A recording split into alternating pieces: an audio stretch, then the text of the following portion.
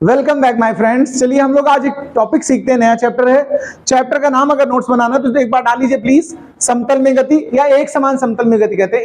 एक समतल में गति कह सकते हो। इंग्लिश में इसका नाम मोशन इन प्लेन है। इसके अंतर्गत हम पढ़ रहे हैं क्या? सदिश विश्लेषण। सदिश विश्लेषण का इंग्लिश नाम क्या हुआ? Vector analysis. ओके, ये नया चैप्टर है।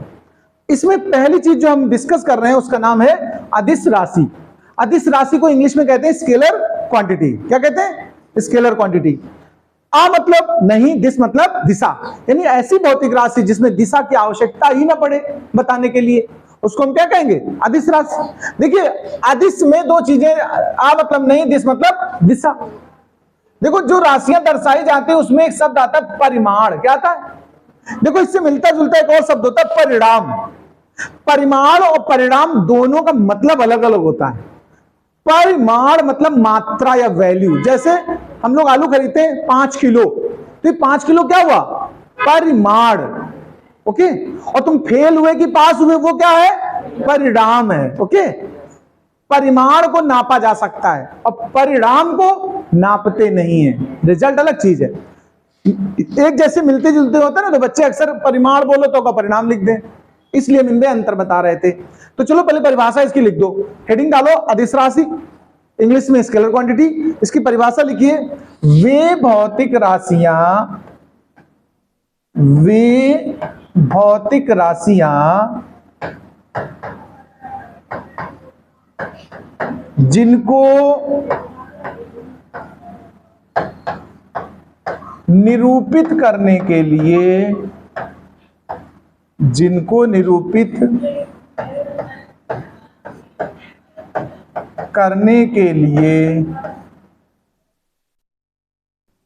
केवल परिमाण की आवश्यकता हो। परिमाण जब भी लिखा करो ब्रैकेट में इसकी इंग्लिश लिख दिया करो। परिमाण की शुद्ध इंग्लिश है मैग्नीट्यूड। क्या है? हाँ, परिमाण की, केवल परिमाण की आवश्यकता हो,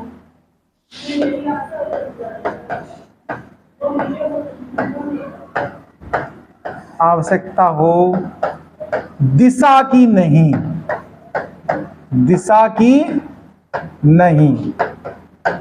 उन्हें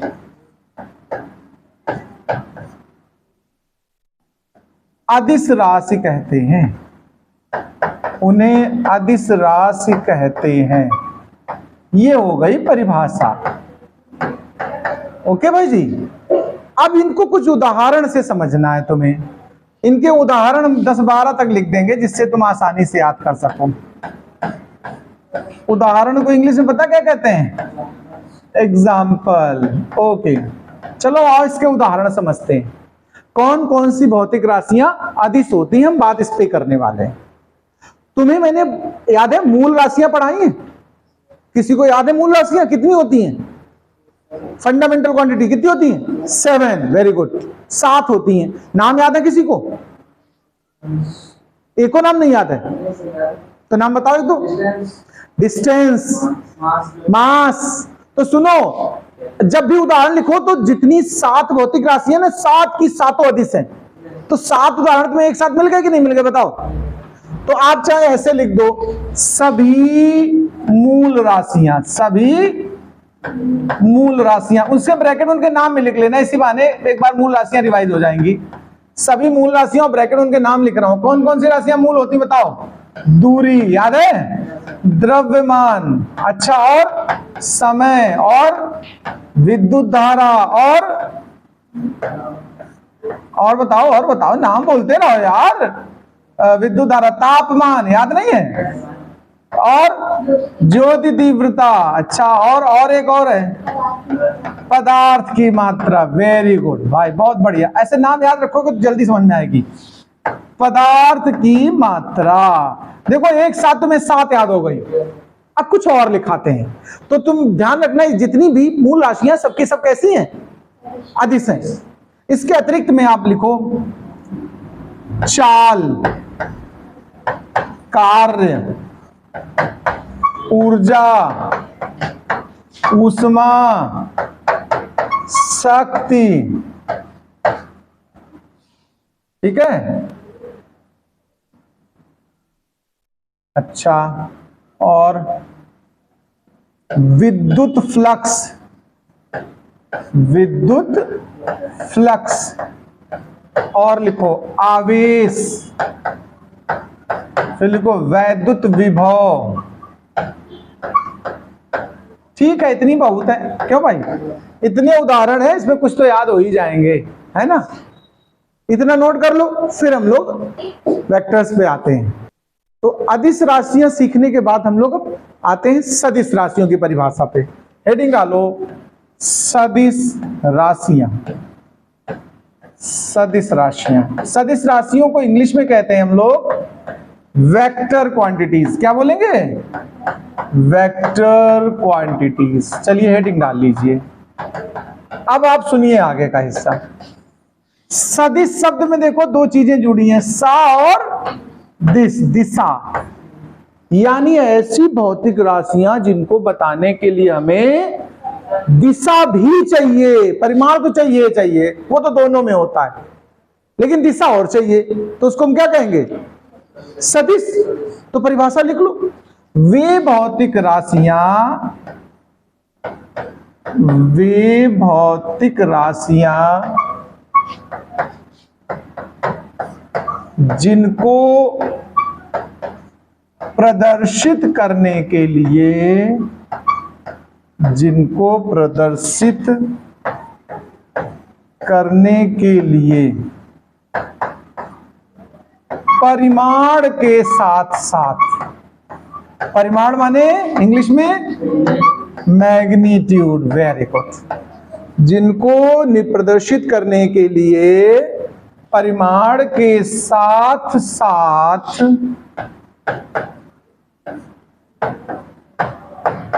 दिशा की भी आवश्यकता हो, दिशा की भी आवश्यकता हो।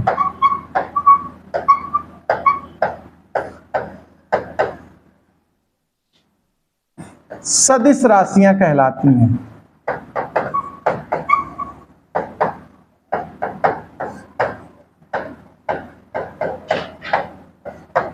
ये बात समझ में गया, मतलब लोग बताओ भाई। इसके भी उदाहरण आ जाते हैं थोड़े से, आओ उदाहरण समझो। सबसे पहला विस्थापन, क्या, हाँ विस्थापन, वेग, संवेग, आवेग, बल, और कोणीय संवेग, हाँ त्वरण भी, त्वरण भी, कोणीय संवेग, त्वरण,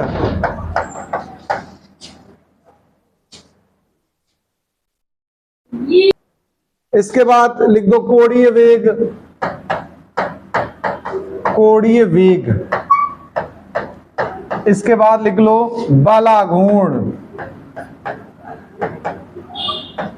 इसके बाद लिख लो वैद्युत क्षेत्र की तीव्रता, वैद्युत क्षेत्र की तीव्रता, ऐसे चुंबकीय क्षेत्र की तीव्रता, चुंबकीय क्षेत्र की तीव्रता।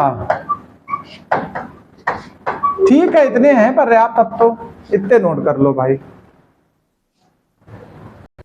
देखो सदिश और अदिश की बातें चल रही हैं, मैं एक दो एग्जांपल समझाता हूं। जैसे अगर आप सपोज करिए कोई सामान खरीदने गए हैं, आलू ही खरीदने गए, तो क्या कभी आलू खरीदते समय उसको तुम दिशा बताते हो कि भैया 2 किलो आलू हमको उत्तर दिशा में दे दो, कहते हो? कभी हम लोग किसी को मतलब कपड़े खरीदते हो, 5 मीटर हमको कपड़ा दे दो पूरब की ओर, कहते हैं क्या? नहीं कहते। हम लोग जो ये मात्रा बता रहे हैं केवल मात्रा ही तो बताते हैं, कभी दिशा बताते हैं? लेकिन कुछ चीजों में दिशा बतानी ही पड़ती। जैसे कोई रास्ता पूछे अगर आपसे कहीं जाने का, यहां मान लो गुरुदेव पैलेस का कोई रास्ता आपसे पूछ रहा है, तो आप बताओगे पहले 10 मीटर जाओ, फिर बाएं मुड़ो, फिर जाना चढ़ाई होगी, ऊपर चढ़ जाना, फिर दाएं मुड़ना, फिर 1 किलोमीटर जाना, फिर बाएं मुड़ना। ऐसे बोलते कि नहीं बोलते बताओ? तो जो दाएं बाएं या उत्तर की तरफ मुड़ जाओ, दक्षिण की तरफ मुड़ जाओ, ये सब क्या हो रहा है? दिशा बता रहे हो साथ में कि नहीं? बताओ। तो मान के साथ साथ हम दिशा भी बता रहे हैं जब उसको रास्ता बता रहे होते हैं, तो वहां दिशा की आवश्यकता है। ऐसे बहुत सी चीजें होती है जिनमें दिशा की आवश्यकता होती है।